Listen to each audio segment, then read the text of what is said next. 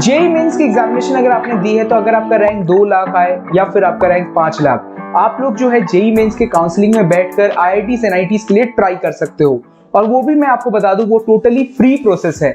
इसका मतलब आपको 1 रुपए का खर्चा भी नहीं पड़ेगा बीच में, कि आप अपने किस्मत को तो आजमा सकते हो दोस्तों। और अगर फ्री में किस्मत आजमाने का मौका मिल रहा है तो क्यों ना करें। अगर आप लोग भी जो है आईआईटीज एनआईटीज या फिर आईआईएसटी शिवपुर की बात करें, किसी भी ट्रिपल आईटीज में अप्लाई करना चाहते हो तो वो आप कर सकते हो थ्रू जोसा काउंसलिंग।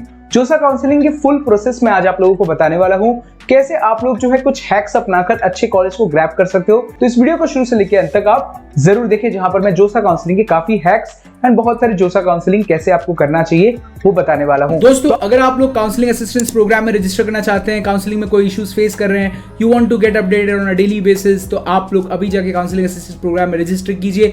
लिंक आपको डिस्क्रिप्शन में मिलेगा। इसके अलावा आप लोग wbje.org पर जाकर पूरे इन डेप्थ डिटेल्स को देख सकते हैं, फीचर्स को देख सकते हैं और रजिस्टर कर सकते हैं। इसका प्राइस है only 499 and very limited time है आपके पास रजिस्टर करने के लिए। तो आज के वीडियो में हम ये सारे टॉपिक्स को कवर करेंगे। मेरा नाम है विवेक, मैं ऐसी बेहतरीन वीडियोस पढ़ाता हूं। वीडियो को लाइक कीजिए, चैनल को subscribe. Joint seats allocation authority, ये जो है जोसा काउंसलिंग को कंडक्ट करवाती है, इसकी फुल फॉर्म आप कह सकते हैं। इसमें जो कॉलेजेस पार्टिसिपेट करते हैं वो आप देख सकते हैं कि आईआईटी जितने भी हैं, एनआईटी जितने भी हैं, इसके अलावा आपकी ट्रिपल आईटी जितने भी हैं, जीएफटीआई जितने भी हैं, इसके अलावा आईआईएसटी शिवपुर अकेला पार्टिसिपेट करता है इस पूरे के पूरे प्रोसेस में।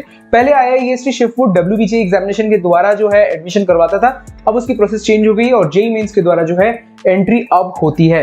इसके अलावा दोस्तों, जितने भी आपके पास रैंक है, चाहे आप 2 लाख हो, 4 लाख हो, 5 लाख हो, हर एक बच्चा जो है पार्टिसिपेट कर सकता है, चाहे आपने जेईई एडवांस के लिए क्वालिफाई किया है या फिर नहीं। अगर आपने सोच रखा है कि आप जो है आर्किटेक्चर कोर्स लेके पढ़ेंगे तो दोस्तों आप लोग बी प्लानिंग के द्वारा आईआईटीज एनआईटीज या फिर जीएफटीआई जो भी मैंने बताया वहां पर आर्किटेक्चर कंप्लीट कर सकते हो। पर अगर आप लोग जो है जाना चाहते हो आईआईटीज में तो आप लोग को एएआई का एग्जामिनेशन जो है क्लियर भी करना पड़ सकता है। अगर आप जनरल कैटेगरी के हो तो आप लोगों को जेईई मेंस में मिल रहा होगा एक AIR rank, all India 1 rank, वो उससे आप पार्टिसिपेट करोगे। पर अगर आप लोग किसी कैटेगरी से हो, जैसे ओबीसी कैटेगरी या फिर आपकी एससी कैटेगरी, पीडब्ल्यूडी कैटेगरी है, तो उसमें भी आप लोग को एक रैंक मिला होगा और आप उस रैंक से तब पार्टिसिपेट करते हो पूरी की पूरी जोसा काउंसलिंग में। देखिए, बहुत बड़ा एडवांटेज होता है अगर आप किसी कैटेगरी से हो तो आप लोग को एक अच्छी सीट जो है ग्रैब करने का मौका मिल जाता है, क्योंकि कुछ स्पेसिफिक सीट्स रखे जाते हैं फॉर एवरी कैटेगरी और आप अपने कैटेगरी के जितने भी स्टूडेंट्स हैं उन्हीं के साथ कॉम्पीट करोगे फॉर दो सीट्स। जोसा काउंसलिंग की स्ट्रक्चर एंड फ्रेमवर्क को समझते हैं। सबसे पहले तो आप लोग को एक ऑनलाइन रजिस्ट्रेशन करनी पड़ेगी इनके ऑफिशियल साइट में, पर आप लोग को 0 रुपीज का रजिस्ट्रेशन फी देना पड़ेगा। अगर ऑनलाइन रजिस्ट्रेशन जैसे ही हमने कंप्लीट किया तो इसके बाद हमारा प्रोसेस क्या आएगा, सीधा आप लोग के पास चॉइस फिलिंग आ जाएगी। जैसे ही यहाँ पर आप अपने कॉलेजेस के चॉइस फिल को करेंगे, ये बहुत ही अच्छा और कॉम्प्लिकेटेड प्रोसेस होता है। अगर आप सही चॉइस फिलिंग नहीं करते तो आप लोग के साथ बहुत ज्यादा प्रॉब्लम हो सकती है। इसके अलावा बात दोस्तों, जैसे ही आपने चॉइस फिलिंग कर दी उसके बाद आपको लॉक चॉइसेस का ऑप्शन आएगा। स्टार्टिंग डेज में लॉक चॉइस मत करें, देखें, इवैल्यूएट करें, जितना टाइम मिलेगा अच्छे से उसको वेरीफाई करें, लास्ट में जाके आप लॉक चॉइस कर सकते हैं। किसी तरह आप सोचते हैं कि दोस्त मैंने तो लॉक चॉइस नहीं किया, तो दोस्तों ऑटोमेटिकली भी आपका चॉइस लॉक हो जाएगा। इसके बाद 2 मॉक अलॉटमेंट्स होंगे आप लोग के साथ, मतलब 2 मॉक अलॉटमेंट्स में आपको बताया जाएगा कि आपकी ये कॉलेजेस लग सकते हैं, ये कॉलेजेस लग सकते हैं। इसके बाद जो है आप अपने आप को चेंजेस कर सकते हो, अगर आप कुछ स्पेसिफिक चेंजेस करना चाहो तो। फिर उसके बाद जो है सीट अलॉटमेंट स्टार्ट हो जाती है। सीट अलॉटमेंट में आपकी राउंड 1 की रिजल्ट आएगी और आपको कौन से कॉलेज लगता है वो आपको बताया जाएगा। अगर आपकी कोई भी कॉलेज नहीं लगती तो वो भी आपको बताया जाएगा। अगर आपकी कोई भी एक कॉलेज लग जाती है, एक अच्छा सीट आपको लग जाता है किसी भी तरीके से, जहां भी आप पढ़ना चाहो, तो वहां आपको 3 ऑप्शंस मिलते हैं। सबसे पहला जो है दोस्तों, आपके पास ऑप्शन आएगा कि आप जो है उसी कॉलेज में फ्रीज कर ले अपनी सीट को। मतलब मुझे तो जो कॉलेज मिल गया दोस्त, मुझे काफी पसंद है, अब जो है मैं यहाँ पर जाके पढ़ना चाहता हूँ, तो दोस्तों आप सीधा फ्रीज करें, कॉलेज में जाए, एडमिशन करें, तो आपका काम बनेगा। कितने कैसे एडमिशन होगा वो मैं आपको बताने वाला हूँ। इसके बाद सेकंड आप लोग के पास प्रोसेस आएगा कि आप फ्लोट करें। आपको लगता है दोस्त मुझे ये कॉलेज तो मिला है, बट मैं चाहता हूं कि मैं इससे भी बेहतर कॉलेज जो है या फिर ब्रांच डिजर्व करता हूं, तो इसलिए मैं जो है फ्लोट करूंगा। तो आप ऐसा भी कर सकते हैं। तो आपकी ये सीट जो है अगर खोई, आपने ये सीट छोड़ा, तो दोस्तों आपकी एक नई सीट पक्का आएगी। तो ये एक बहुत ही अच्छा ऑप्शन होता है। इसके बाद दोस्तों आपके पास थर्ड ऑप्शन आता है स्लाइड का। अब ये स्लाइड क्या होती है, आप जिस भी कॉलेज में लगा, फॉर एग्जांपल जो है मैं होम स्टेट पे रहना चाहता हूँ, मेरी जो है एनआईटी दुर्गापुर लगी, तो दोस्तों एनआईटी दुर्गापुर में ही मैं क्या करूंगा, जैसे केमिकल लगी है तो मैं चाहूंगा कि अगर मुझे यहीं पर जो है टॉप ब्रांचेस मिले तो अच्छी बात है, नहीं तो मैं NIT दुर्गापुर में कोई भी एक ब्रांच लेके पढ़ूंगा ही, तो आप स्लाइड कर सकते हैं। तो ये आपके पास ये ऑप्शन है और ये ऑप्शन आप लोगों को राउंड 1 से लेकर राउंड 5 तक हर बार देखने को मिलेगा। इसके बाद राउंड 6 में जो है आपको फाइनल अलॉटमेंट होगी और वहां पर आपको एक ना एक कॉलेज लेनी ही पड़ेगी। अगर आप फर्स्ट में ही आपको कोई कॉलेज लग जाती है तो फिर आपको डॉक्यूमेंट वेरिफिकेशन करवाना पड़ सकता है। डॉक्यूमेंट वेरिफिकेशन में आपके 10, 12 और ये सारे सर्टिफिकेट कौन से डॉक्यूमेंट्स लगते हैं आप अपने स्क्रीन पे अभी देख सकते हैं, जैसे कि आपकी मार्कशीट, आप लोगों को 3 फोटोग्राफ्स और बहुत सारी चीजें जैसे मेडिकल सर्टिफिकेट्स और ये सारी चीजें दोस्तों जोसा में आपको दी रखेगी और अभी ये स्क्रीन पे आप देख पा रहे हैं। अगर हम स्पेसिफिकली बात करें तो ये सारी चीजें आप लोग के पास अभी अवेलेबल होगी और इसमें से ऐसा कुछ भी नहीं है दोस्तों जो आपके पास ना होने की आशाएं हैं। जैसे कि आपकी ST अगर आप मैंने कोई भी एक कैटेगरी है तो कैटेगरी का सर्टिफिकेट लग सकता है।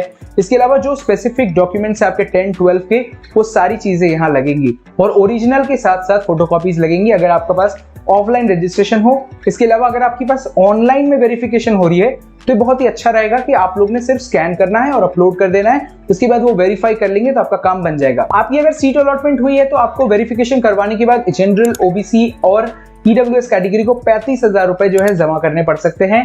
इससे जो है आप लोगों को पता चल जाता है जोसा को कि आप एक सीरियस कैंडिडेट हैं और आप कोई ना कोई कॉलेज लेना चाहते हैं। तो इसीलिए दोस्तों अगर आप लास्ट तक कोई कॉलेज नहीं लेते तो ये 35,000 रुपए आपके रिफंड हो जाएंगे बिना 1 रुपए काटे।